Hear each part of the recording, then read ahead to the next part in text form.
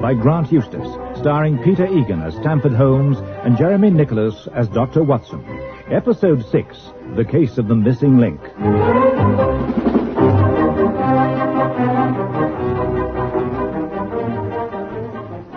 Music there from John Addison. Just a reminder that you're listening to The John Dunn Show. My After Seven guest this evening is the detective Stamford Holmes. Now, you were saying a bit earlier on, Mr. Holmes, that you don't think there's a future for detectives like yourself. Why on earth not? Modern police equipment does everything for you. I've been replaced by the silicon chip. It's really Watson who gets most of the pleasure out of it. But what about villains? I mean, they're still around. Admittedly, maybe they're not the glamorous men like Moriarty. Well, I don't think my grandfather found Moriarty very glamorous. But I know what you mean.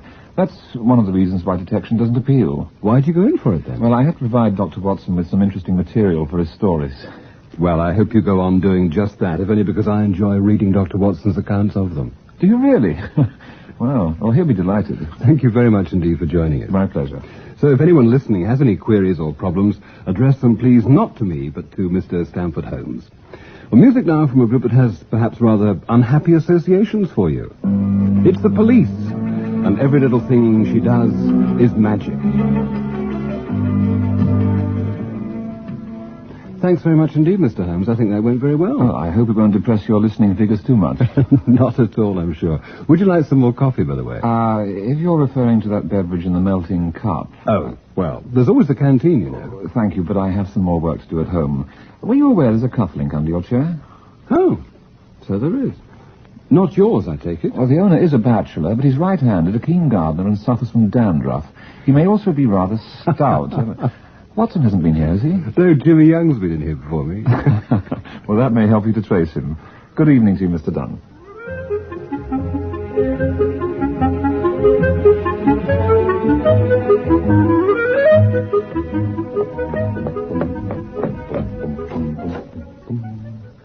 Watson, so you are here. Hello, Holmes. You're so quiet, I thought you must have gone on your rounds. Well, I've got a clear day today. I must make some proper coffee to wash the taste of that BBC stuff out of my mouth. Oh, some brewing. It shouldn't be too long. Fresh coffee being made, and a used cup beside you already. That's hardly a great feat to deduce that something of importance is on your mind. And the remains of a cigarette. You haven't smoked since you gave up playing rugby, and that's years ago. Oh, come on, Holmes. I'm not that old. Am I? Perhaps not that old. But why this depression? All the normal sources of concern to you are in order, as far as I know. Your car is on the road, for once. Your weakness for the lottery of horse racing has you in credit for a change. You haven't worried about being overweight for at least a fortnight. Am I the marrying kind, Holmes? Ah, so that's it. I'd better sit down. You see, you put your finger on it just now. I'm not as young as I might be. Oh, my dear Watson, if we're to believe the saying life begins at 40, you've not even been born yet. I know, but I'm already pretty set in my ways. Marriage would mean a lot of changes. Well, if you can survive sharing accommodation with me, I would have thought wedlock would be child's play. It's not the domestic arrangements that worry me. I still wash my own socks. That would be a generous gesture. That's where I'm fit for it emotionally. Ah. The fact of being tied down and... Good Lord, children. Yes, well, now you are in deep waters, Watson. Well, far be it from me to advise a doctor. The only area into which I would presume to enter is the choice of a partner. Now, you're not going to tell me again women are never to be entirely trusted, not even the best of them. I won't say it again, but the caution stands. I assure you the most winning woman I ever knew is still in Holloway for disposing of 2 husbands for their insurance money. I wouldn't have brought the subject up, Holmes, if I'd thought you weren't going to take it seriously. You don't expect me to believe that sort of thing about Jane. Ah, so it is that stewardess Jane Mapleton you plan to propose to? No, for once you're wrong, Holmes. Really? Another Jane? No, it's Jane Mapleton, all right. Oh. But the proposal's already been made. How very impetuous of you. As it happens, she proposed to me. Oh, well, these are liberated times. I suppose it's only to be expected. She should be an excellent companion, given my general reservations about the female sex. Oh, so you're not going to argue against it? Why should I? Miss Mapleton has a strong blend of logical thinking and feminine intuition. Yes, she has. You should get on famously together. You might even set up business as consulting detectives. What, in competition with you? Nonsense. No, you'd have the field clear. What? Without you living here to nag me every minute, I would finally be relieved of the stultifying task of following in my family's footsteps. Great Scott, that hadn't occurred to me. What a terrible thought. I could get on with some really interesting things for a change. That was the whole business in a completely different light. So, that's settled. Congratulations, Watson. Now, it really is time I had coffee. I think I need a brandy now.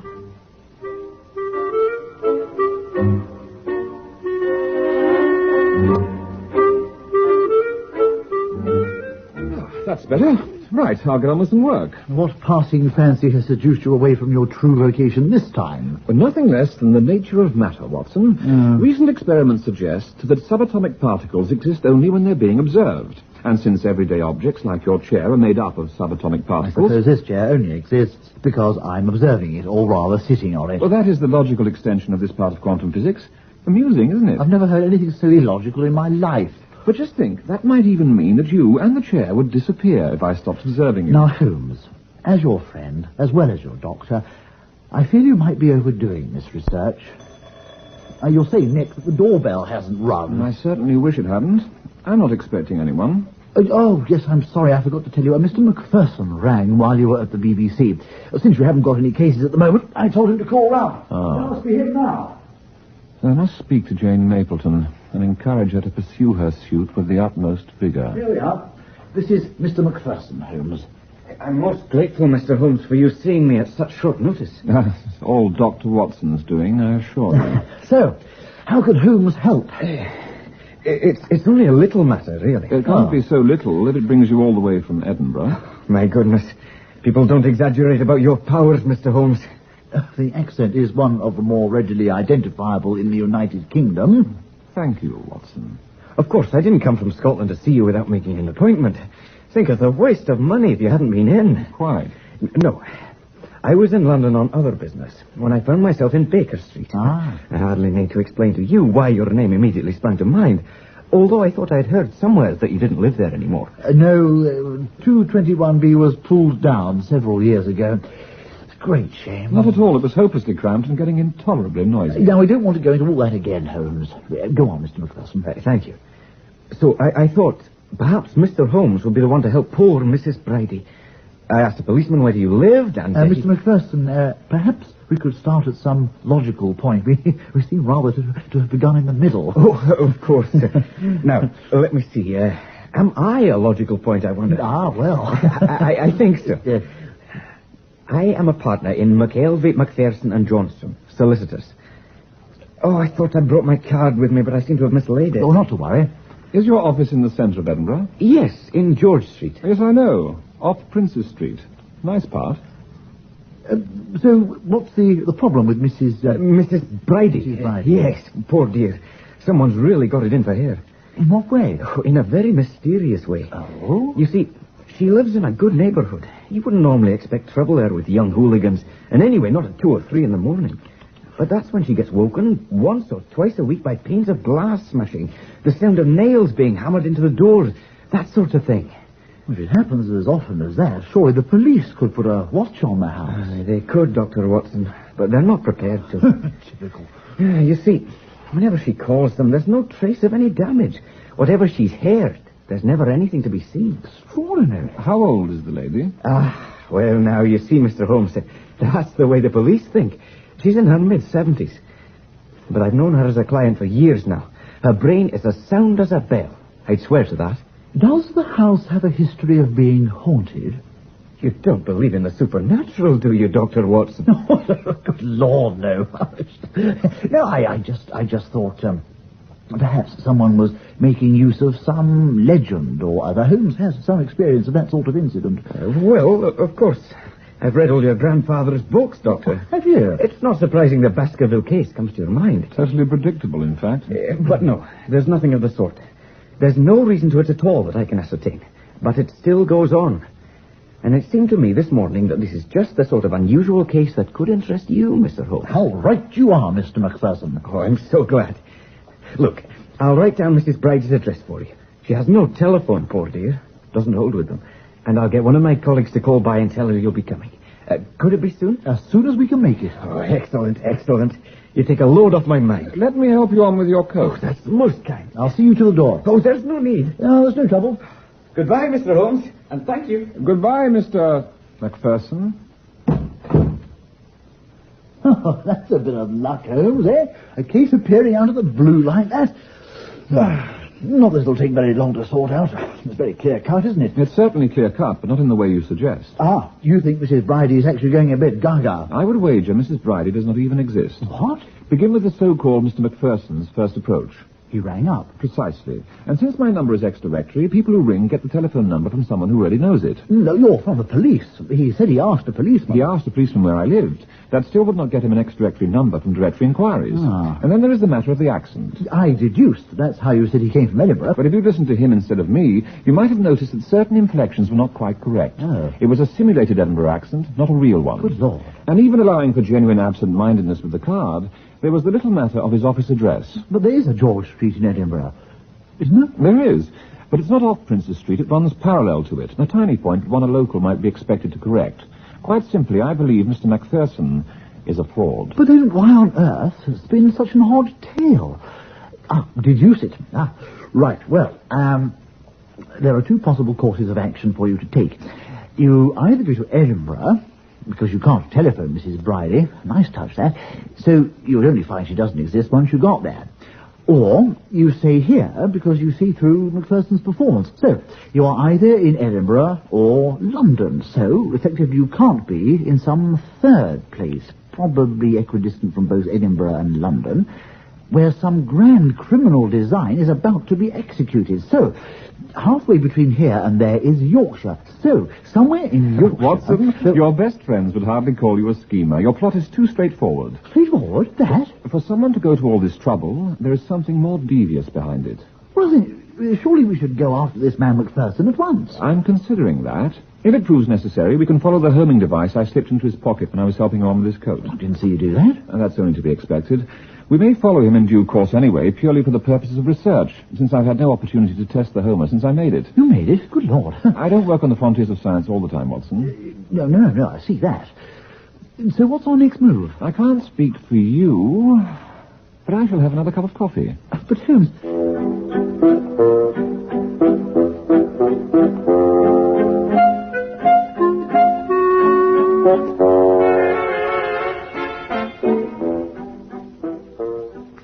Holmes, you can't just sit there. Well, I see no reason why not. Macpherson's visit was clearly meant to provoke. It is logical, therefore, that I should not be provoked. But Holmes... Oh, not someone else you haven't told me about. No. Oh, perhaps it's Macpherson back again. I doubt it. Whatever he came for is done.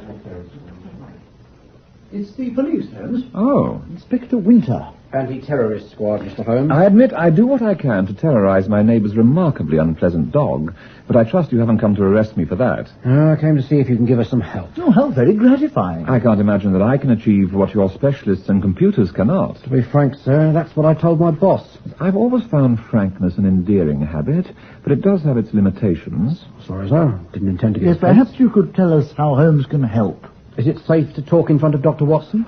Well, really? You talk in front of him, Inspector, you don't talk at all. He is an indispensable part of any investigation. Good Lord. Thank you, Holmes. Don't mention it, Watson. All right, then. Well, you'll have heard of the terrorist they call the Jackal, who invariably seems to turn up anywhere there's trouble. Mm-hmm. Well, over the last couple of years, we've had clear indications that there's actually a second terrorist around of the same, if I can use the word, same quality. Not one person with a new disguise. We thought that too, at first, but we know differently now. The second one specialises not only in striking against public figures, but against people whose deaths might be expected to cause political trouble or even instability. There's reason to believe, for example, that he may have had some involvement in President Sadat's case. Good heavens. Have you any idea who he is? No name. We're fairly certain he's an Englishman who's been living abroad for some time. This is all very enlightening, Inspector, but why does it bring you to me? Because we believe this man to be on his way to England, may even already be in this country, and I don't imagine he's visiting relatives. Well, I hardly think he'd visit us. That's not why I'm here. Mr. Holmes has contacts which we may not have. He certainly has some unorthodox ways of finding out things. Since we have no leads at all, the boss thought that nothing would be lost, asking Mr. Holmes if he could give us anything to go on. But if you can't, I won't waste any more of your Don't time. jump to hasty conclusions, Inspector. Let us explore all the possibilities. How does this man work? That's one of the problems. As far as we know, he's never used the same method twice. If he really was involved in Egypt, he got others there to stage the military assault. Oh, got evidence in other attacks of a high-powered rifle, poisoning, electrocution, asphyxiation, and a faked car accident. A pretty gruesome list. With one conspicuous omission. You mean explosives? I do. That's what worries us. Our society's too open. I mean, it's virtually impossible to offer protection to public figures against these sort of people. Would you rather we had some other sort of society? You don't catch me out with a question like that, Mr. Yeah, Holmes. he's right, Holmes. It is very difficult to stop these people in Britain. The Israeli ambassador had an armed guard, but he still got shot. You don't have to remind us of our shortcomings, Doctor, thank you. The only real solution is to flush them out of wherever they're hiding before they do anything. I just thought you might have had some stray piece of information which would link up with what we know. Which doesn't seem to be very much. Is there nothing else you can say about what this man has done that might mark him out from others? Not unless you see anything special in the attention to detail in his work. Go on. Well, every trace that any police force has ever picked up shows the same meticulous planning. Almost mathematical precision. Mathematical? Oh, what a fool I've been. Oh, what do you mean, Holmes? Do you have a description of this man? I brought the computer printout with me. These are the only common elements in reports. Tall, about 6'3", slight build, clean-shaven. Dark blue eyes, thinning hair, and a gold tooth. You know him? That could be a description of Macpherson. Who's he? Well, the solicitor who called here just now. Solicitor. You see now why I said he was a fraud, Watson. One item missing from your list is the artificial left kneecap, which was the result of a cycling accident as a child. What, this Macpherson man? Of Edward Moriarty. Moriarty? You don't mean... There is only one Moriarty family likely to concern itself with me, Watson. Which Moriarty is this now? Oh, really, Inspector? You've never heard of the greatest criminal who ever lived? Only criminals who are alive concern me. But his descendants might be, Inspector. The professor to whom Dr. Watson was referring had a son, but then the line died out. One of the professor's two brothers, Colonel Moriarty, didn't marry, but the youngest of the three had several children, as they did in their turn. Edward Moriarty is one of them, seemingly the only one to have inherited any of the criminal's strains in his great-uncle. So I was under the impression he'd died of Legionnaire's disease, but that now has all the hallmarks of a planted piece of information, since he was sitting not a half an hour ago in your chair. You think the man we want was here in this room? You have a lightning grasp of the situation, Inspector. The nerve of it, to breeze in as bold as brass like that. A family characteristic, Watson. But why did he come here? Yes, Holmes, that's bothering me, too. He's got a family score to settle. Since we didn't recognize him, he could have shot us both or something. Therefore, there is a reason why he did not. Which is? We must assume he has not yet committed the crime for which he came. Otherwise, we would have heard of it. He's a businessman, and therefore has no wish to start a hue and cry before he's fulfilled his main contract, whatever that may be. Well, then why come here at all? Because he's planning to kill two birds with one stone, or indeed, as seems likely, a bomb. But to do that, he must think you can work out who his real target is. Quite. A stimulating challenge. Maybe that to you, but there's a damn sight more at stake. Do you think you know what this man Moriarty is up to? Apart from what you've told me, no. But quite clearly he expects me to be able to find the link now that I know who he is. Any ideas, Watson? I'm afraid not. Yeah. I didn't even know the wretched man existed until just now. There's very little documented about that side of the Moriarty family. The grandfather was a station master. Excellent, Watson. At times, there is no one to surpass you. Really? Let us twine three strands together, Inspector. The select group of public figures who might be targets, the likely use of a bomb, and railways. Does anything result? The royal train goes to Sandringham tomorrow. Good heaven. It all fits, does it not? But how does that get you in? He will expect that once the bomb is found, my natural arrogance will make me volunteer to defuse it, knowing that a Moriarty has planted it. Yes, he's probably right. But he'll booby-trap it. Of course he will. But if the bomb goes up with you defusing it, how will he assassinate anyone else? Quite so. What? You're sparkling this morning, Watson. There will have to be a second bomb, much less obviously placed. Can I use your phone to get the search underway? Please do. I'll just write down the number of the telephone in my car, and you can let us know how you get on. Where are you off to? To see how well I design and build homing devices. Don't you think he might be having the house watched, Holmes? Most likely, but we have to take that chance. We will not, however, take a chance with the car. Look underneath it, will you, while I look round the engine? Right. But I thought you said he wouldn't have a go at you before he's done the other job. I believe so. But it would be foolish to rely on it. Yeah, quite.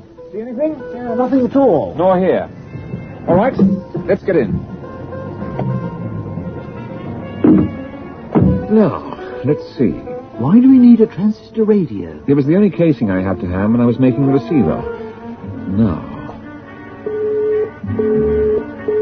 Aha, weak but still there. Good. You hold that, Watson. Right. Now, we'll see if we missed anything wired up to the car. Holmes, just in case, I'd like to say it's been an honor working with you. Thank you, Watson.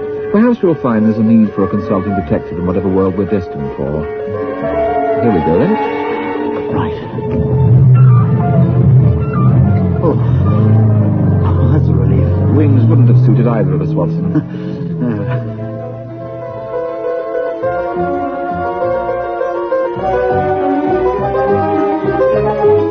Have you any way of judging distance with this bleeper, Holmes? No, only direction. But the speed at which it's getting louder suggests he's stationary. This is familiar country, eh? Esher and now Oxshott.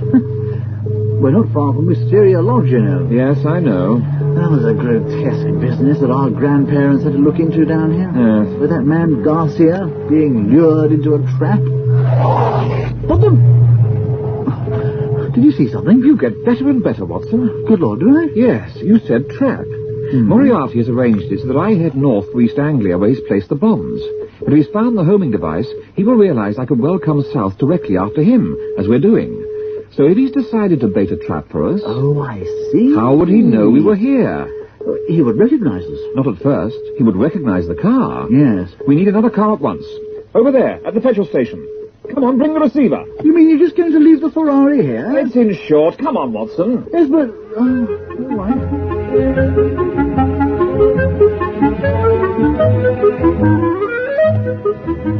George, can we get into Esher? Oh. You're not George. No, madam, I am not. Excuse us, madam. Terribly sorry.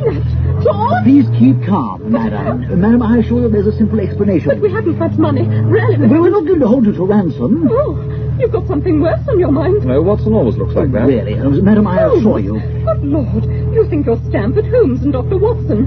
You're escaped lunatics. Madam, we are Stamford Holmes and Dr. Watson. I knew it. Lunatics. How many more times? That home is getting pretty loud, Watson. Yes. George will call the police, you know. He'll come after us. That seems the logical course of action. Perhaps you'd like to talk about it. I'm a mother.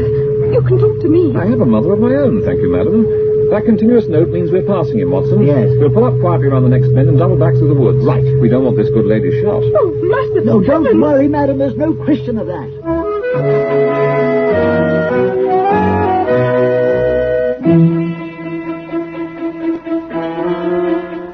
There he is, Watson. Just as I thought, lying, watching the road. That's not MacPherson. No, he's got someone else to do his dirty work. Typical of a Moriarty. So he's escaped. This time, I don't like the look of a submachine gun that man's got. Thank God you decided to change cars. Yeah. Hand me that piece of branch, will you? Well done, Holmes. He's out cold. Yes, and here's my Homer in his pocket. This Moriarty's every bit as tricky as his great uncle. Ah, and that sounds like husband George with the police. Good, they can find out for us how much success Inspector Winter has had. Just like you said, Mr. Holmes. The big bomb was well hidden. Took hours and a metal detector to find it. But it's safe now. And that's the first one we found, over there. Ah, Holmes, you're not going to have a go at it, are you? of course. Oh, Lord. It was intended for me. Yes, but... I imagine it can't be moved. The bomb disposal people are fairly certain it's booby-trapped underneath. Right. Hand me that bag, Watson. Very well. I'll see what Moriarty's dreamed up this time. How's it going, Holmes? No trouble getting the casing off. Ah, now I can see why. Another booby trap? I imagine so. There are two sets of wiring where only one is necessary. So one is real, and the other one will short-circuit and detonate if I cut it. Well, could you disconnect the timer or something? And not without disturbing the circuits. There's nothing for it but to cut one. Don't worry, Watson. I told you wings don't suit me. Does Moriarty know that? That remains to be seen. Here we go, then. Dear, dear, dear. Those are the longest few seconds of my life, Holmes. I'm sorry you were worried, Watson. But if I'd cut the wrong wire, it would at least have solved your quandary with Jane Mapleton. Don't remind me. But a Moriarty won't give up. No, but he's lost the benefit of surprise. We know he's alive and to some extent how he works. We can be rather more easily on our guard. You haven't arranged for someone else to call already, have you? No, nothing to do with me this time, Holmes. If this goes on, I shall move. Oh, is it Pettifer? Mrs. Pettifer, Holmes. What? The lady whose car... Mr. Holmes, I'm so glad I found you in. I've had such a terrible time since we met. From George? Oh, good heavens, no, from my children. They were absolutely furious I didn't get your autographs. And I thought, well, in return for the loan for Clark. I'm sure we can bring about the return of domestic harmony, can't we, Watson? Delighted. And I also thought perhaps you might like this. Plum jam. Homemade. How splendid. Oh. I thought you might not have too many home comforts, being a bachelor household. It may not be for much longer. Oh, really? Congratulations, Mr. Holmes. Not me, no. Matrimony is more in Dr. Watson's line. Oh, I'm so pleased for you. Nothing's decided yet. I'm you sure understand? she's a delightful girl. Oh, she is. But delightful. if she'd like any of my jam recipes, she's very welcome. Well, in fact, Perhaps you'd like to come down to Oxshott for tea one afternoon. well, thank you.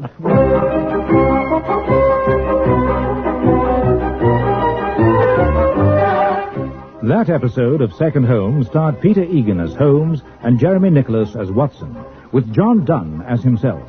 James Macpherson was played by Simon Hewitt, Inspector Winter by David Goodison, Mrs. Pettifer by Lolly Cockerell.